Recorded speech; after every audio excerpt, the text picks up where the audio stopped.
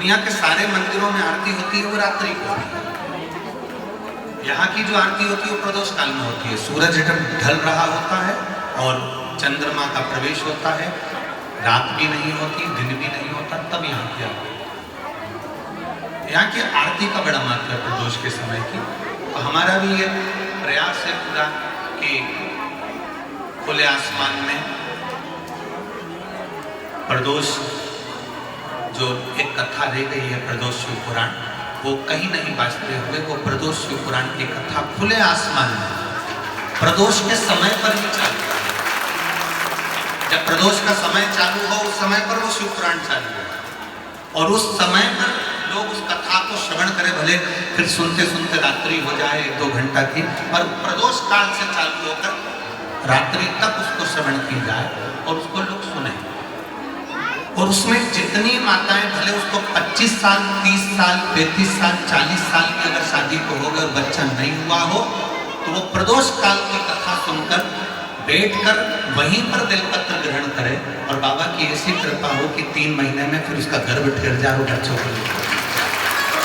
ऐसा उस प्रदोष का व्रत लोग जानते नहीं है, प्रदोष काल का समय नहीं जानते, प्रदोष की महत्वता नहीं जानते। प्रदोष की जो महत्वता है वो ऐसा कंगाल से कंगाल व्यक्ति भी हो, अगर प्रदोष काल में शाम के समय पर देवाधिदेव महादेव के मंदिर में दिया लगा दे या उनकी चौखट पर दिया लगा दे और एक दिया बेलपत्र के पेड़ के नीचे लगा दे, ये 2 जगह अगर उसने दिया लगाया है प्रदोष काल में, मतलब प्रदोष के समय पर, और प्रदोष से प्रारंभ करा या प्रदोष की प्रदोष लगाया या शिवरात्रि की शिवरात्रि लगाया, तो उसके घर में कभी संपदा की कमी नहीं आ सकती, उसका भंडार भरेगा ही।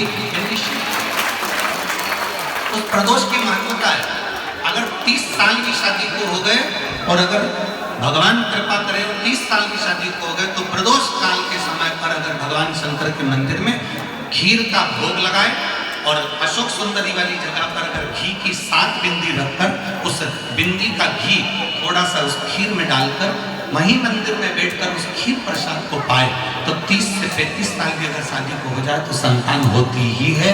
ये प्रदोष की प्रदोष काल की महत्वता, प्रदोष की महत्वता हमारे शास्त्र में बड़े वर्णन, उसको समझे जी तो उसका आनंद होगा। और 6 मई से जो कथा हो रही है वो शिवरात्रि महीने की जो शिवरात्रि होती है मासिक, उससे प्रारंभ हो रही है। आप लोग भी टीवी पर अवश्य श्रवण करें। सभी को साधुवाद देते हुए आज कथा का विराम दिवस है।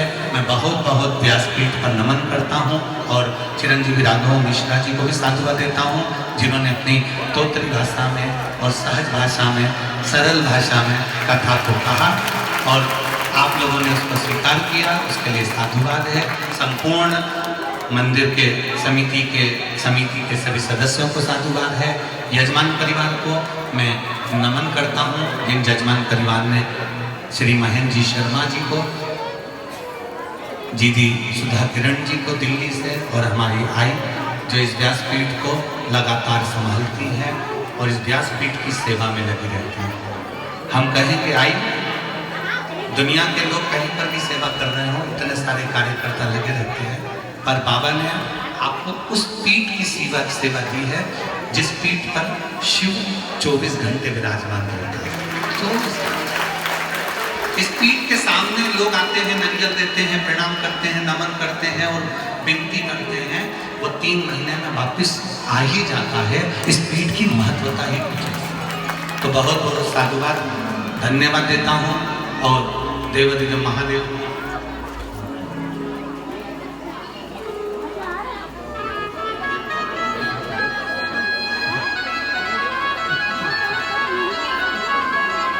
मैं स्वागत के लिए आमंत्रित कर रहा हूँ एडवोकेट श्री विजय मेवाड़ा जी मंच पर पधारे, व्यासपीठ का पूजन करें एवं व्यास जी महाराज से आशीर्वाद प्राप्त करें। साथ में श्री विशाल परदेसी जी भी हमारे बीच में उपस्थित है।